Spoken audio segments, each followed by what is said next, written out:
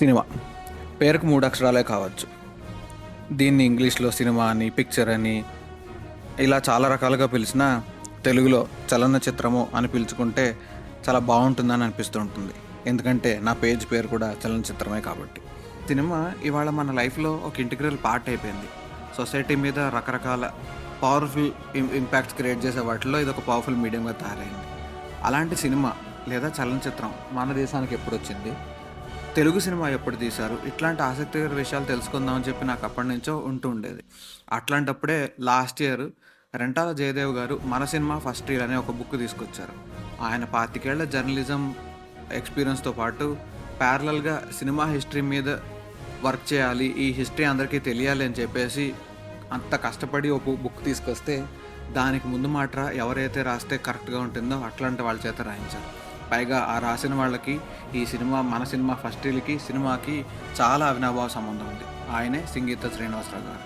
ఎందుకంటే ఈ బుక్లో మనకు తెలియని హిస్టరీలన్నీ మనకు తెలిసి వచ్చేలా రాసిన వాటిల్లో ముఖ్యమైనది ఏంటంటే తెలుగులో వచ్చిన ఫస్ట్ సినిమా భక్త ప్రహ్లాద్ కాదు, కాళిదాసు.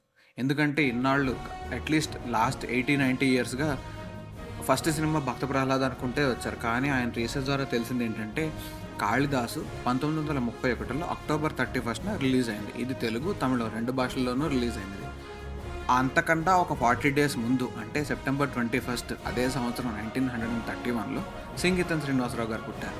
అందుకోసమే ఆయన సౌత్ ఇండియన్ సినిమా కంటే నేను కొంచెం పెద్దవాడిని అని చెప్పి చాలా సరదాగా చెప్పుకుంటుంటారు. సో అట్లాంటి మనిషితో కాకుండా మరి ఇంకెవరితో ముందు మాట రాయిస్తారు చెప్పండి. సో ఆ ముందు మాట రాసినప్పుడు ఆయన ఎక్స్పీరియన్సెస్ ఇట్లా షేర్ చేసుకుంటూ వచ్చారు. సినిమా అనేది భారతదేశానికి 1913లో రాజా హరిశ్చంద్ర అనే సినిమా ద్వారా దాదా సాహెబ్ ఫాల్కే గారు ఇంట్రడ్యూస్ చేశారు. అది మూకీ సినిమా. 1931లో వెండితెర మాత్రం మాట్లాడడం నేర్చుకుంది. అది ఆలం అరేవనక్ సినిమా ద్వారా. అదే సంవత్సరం తెలుగులో కాళిదాసు, తర్వాత సంవత్సరం భక్త ప్రహ్లాద అనే సినిమాలు రిలీజ్ అయ్యాయి. కొంచెం పెద్ద అయ్యే టైంకి వాళ్ళ తాతగారులు వాళ్ళ సినిమా చూసి వచ్చి సినిమాలో మనుషులు బొమ్మలే కాదురా, గుర్రాలు కూడా తోక ఊపుతోందిరా అంటూ ఆయన ఎక్స్పీరియన్సెస్ షేర్ చేసుకున్నారట. ఇవాళ అడ్వాన్స్డ్ టెక్నాలజీస్, ఆర్టిఫిషియల్ ఇంటెలిజెన్స్తో ఉన్నది లేనట్టుగా లేనిది ఉన్నట్టుగా క్రియేట్ చేయగలుగుతున్న మనము ఒక 100 ఏళ్ల క్రితం మనుషులతో పాటు అందులో జంతువులు వాటి తోక ఊకడం అనేది ఎంత ఆశ్చర్యంగా వాళ్ళకి అనిపించుండొచ్చు, ఎంత ఎగ్జైటింగ్గా వాళ్ళకి అనిపించుండొచ్చు అనేది డైరెక్ట్గా మనం విట్నెస్ చేయలేకపోయినా ఈ పుస్తకంలో సంగీతం గారి ఎక్స్పీరియన్సెస్ ద్వారా నాకు అది చాలా ఎక్సైటింగ్గా అనిపించింది. అట్లాగనే సినిమాలకు సంబంధించినంత వరకు ఇప్పుడున్న థియేటర్లు అప్పుడు 100 ఏళ్ల క్రితం అన్ని థియేటర్లు ఉండేవి కాదు. ఎక్కడైనా సినిమా రిలీజ్ అయితే ఆ తర్వాత ఊరూరా తిప్పి టెంట్ హౌస్లు ఏర్పాటు చేసి దాని ద్వారా సినిమాలు ప్లే చేస్తుండేవాళ్ళు. అట్లా ఊరూరా తిప్పి సినిమాలను ఏర్పాటు చేయడాన్ని టెంట్ హౌస్ అనేవాళ్ళు. అందులో చైరు, గ్యాలరీ, నేల ఇట్లా 3 తరగతులు ఉండేవి. ఇలా ఆయన అభిప్రాయాల్ని షేర్ చేసుకుంటూ రచన చదువుతూ ఉంటే హెచ్ఎం రెడ్డి గారు, ఎల్వి ప్రసాద్ గారు, సి పుల్లయ్య గారు, పి పుల్లయ్య గారు, కేవీ రెడ్డి గారు ఇట్లాంటి మహానుభావులందరితో నాకున్న అనుభవాల్ని ఒక్కసారిగా గుర్తు చేసుకుని చాలా ఆనందపడ్డాను. వారి గొప్పతనం ఖచ్చితంగా రాబోయే తరాల వాళ్ళందరికీ తెలియాల్సిన అవసరం చాలా ఉంది. ఈ అవసరాన్ని ఈ పుస్తకం తీరుస్తోంది. తొలితరం వారి కృషిని, ఫెయిల్యూర్స్ని, ఎక్స్పెరిమెంట్స్ని వచ్చే తరం వారు, రాబోయే తరం వారు అందరికీ ఖచ్చితంగా ఈ పుస్తకం ఒక నిరంతర స్ఫూర్తి అవుతుంది. మన సినిమా చరిత్రకి జయదేవ్ గారు చేసిన అత్యుత్తమైన ఉపకారం ఇది. ఈ రచనలో ఎంతో లోతైన పరిశోధన ఉంది. కాలానికి అతీతంగా ఇష్టపడి చేసిన పరిశ్రమ ఇది.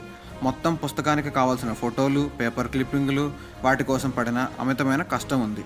ఎంతోమందిని ఇంటర్వ్యూలు చేసి సేకరించి అమూల్యమైన సమాచార నిధిని ఇందులో నిక్షిప్తం చేశారు జయదేవ్ గారు. మామూలుగా అయితే ఒక యూనివర్సిటీనో లేకపోతే ఒక రాష్ట్ర ప్రభుత్వమో కొంతమంది పరిశోధకులను అపాయింట్మెంట్ చేసి కొన్ని సంవత్సరాల పాటు కృషి చేస్తే కానీ ఇలాంటి పుస్తకం బయటకు రాదు.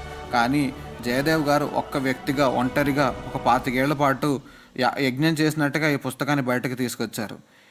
ఈ ఒక్క పుస్తకం తెలుగులోకి మాత్రమే పరిమితం కాకుండా హిందీ, తమిళ, కన్నడ, మలయాళంలో ఆ భాషల్లో వచ్చిన సినిమాల గురించి వాటి గురించి కూడా ఈ పుస్తకంలో చర్చించారు.